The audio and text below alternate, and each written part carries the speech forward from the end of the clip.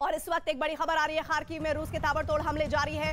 Kharkiv में रूस के ताबड़तोड़ हमलों का अगला पड़ाव है वो रिहायशी इमारतों पर बमबारी के तौर पर सामने आ रहा है। आप ये समझिए कि खार्किव में कई स्कूलों पर भी हमला हुआ है और उसके बाद अब ये सिलसिला आगे बढ़ता चला जा रहा है। खार्किव में रूस ने और ज्यादा हमले तेज कर दिए हैं। इस बीच जानकारी ये मिल रही है कि इन ताबड़तोड़ हमलों की जद में बच्चों के स्कूल तक आ रहे हैं। सिटी काउंसिल बिल्डिंग पर मिसाइल दागने की जानकारी आ रही है। इसका साफ मतलब ये है कि अब रूस आर या पार की जंग कर लेना चाहता है यूक्रेन से, क्योंकि बीते 7 दिनों में जिस तरह की स्थिति यूक्रेन की तरफ से वो उम्मीद लगाए बैठा था, शायद उसे वैसे हालात बनते नहीं दिखे। और अब वो बच्चों को क्या, अस्पतालों को क्या, पुलिस मुख्यालयों को क्या, एयरपोर्ट्स को क्या, सब कुछ नेस्त नाबूद यूक्रेन में कर देना चाहता है।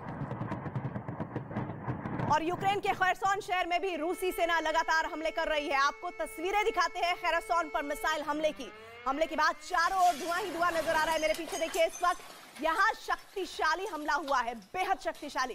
कई घरों की दीवारें और कांच टूट गए हैं। आवाज सुनिए, आवाज से आप समझ सकते हैं कि किस कदर वहां पर इस वक्त इस कांच टूटने के बाद कितने घरों में दिल टूटे होंगे, कितने लोगों के दिमाग में ये झन्नाटेदार आवाज हमेशा हमेशा के लिए बस गई होगी।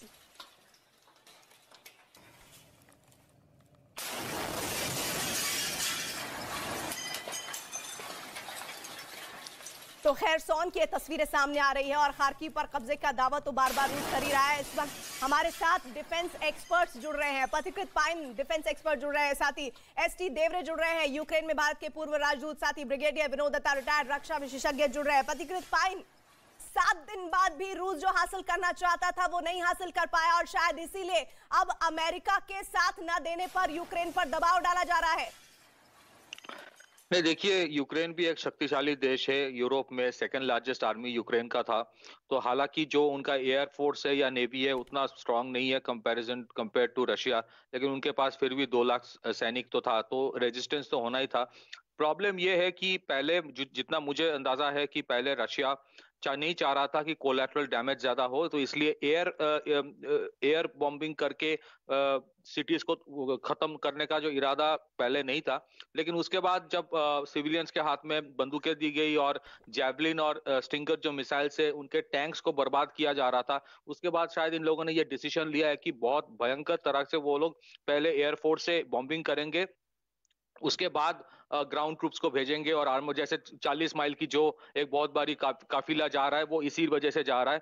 अभी जो बॉम्ब्स यूज किया जा रहा है वो थर्मोबैरिक बॉम्ब्स है जो बहुत भयंकर होता है, और क्लस्टर म्यूनिशंस यूज किया जा रहा है। उसके साथ क्रूज मिसाइल्स दागे जा रहे हैं खर्सों में, जहां पे अटैक किया। इस बीच खार्किव में जानकारी मिल रही है कि शहर में लगातार हो रही बमबारी और रूसी हमलों के बीच विदेशी छात्रों की मुसीबतें बढ़ती हुई दिख रही हैं और तस्वीरें आपको दिखा रहे हैं। खार्किव में पढ़ने वाले विदेशी छात्रों की लंबी कतारें भी नजर आ रही हैं। इस बीच जानकारी ये भी मिल रही है कि ये जो तस्वीरें सामने आई हैं वो बेहद हैरान और परेशान करने वाली है। वक्त रहते छात्रों को निकाल लिया गया है, लेकिन अब बमबारी के साए में किसी तरह जान बचाकर यहां से वो जाते हुए दिख रहे हैं। खार्किव शहर में लगातार बमबारी हो रही है और रूसी हमलों के बीच विदेशी छात्रों की मुसीबतें बढ़ती दिख रही हैं। और इन तस्वीरों में आप खार्किव में पढ़ने वाले विदेशी छात्रों की लंबी कतारें देख सकते हैं।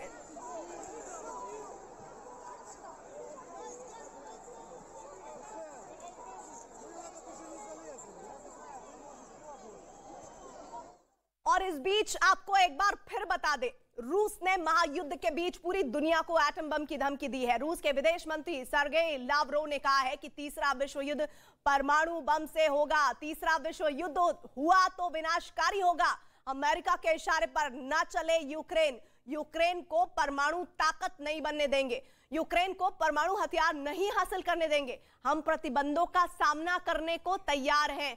तो ये वो बातें हैं जो कही जा रही है रूस की तरफ से, विदेश मंत्री उनके कह रहे हैं और ये साफ संकेत दे रहे हैं कि अगर यूक्रेन का साथ कोई देगा तो फिर उसको खमियाजा भुगतना पड़ेगा। लेकिन एक बात तो साफ नजर आ रही है, वो ये कि इस बीच एक बार फिर से रूस ये अपनी जो रणनीति के तहत आगे बढ़ रहा है, वो रणनीति जिसके बारे में वो अभी तक ये कह रहा था कि उसका कोई मकसद नहीं है सिविलियंस को टारगेट करने का, लेकिन अब देखिए हर बीते दिन के साथ ही एक बड़ी तस्वीर निकलकर सामने आती है और वो तस्वीर बताती है कि कैसे रूस में इस वक्त लगातार जो कोशिशें हैं वो यूक्रेन में न सिर्फ सत्ता परिवर्तन की है बल्कि ज्यादा से ज्यादा तबाही की भी है।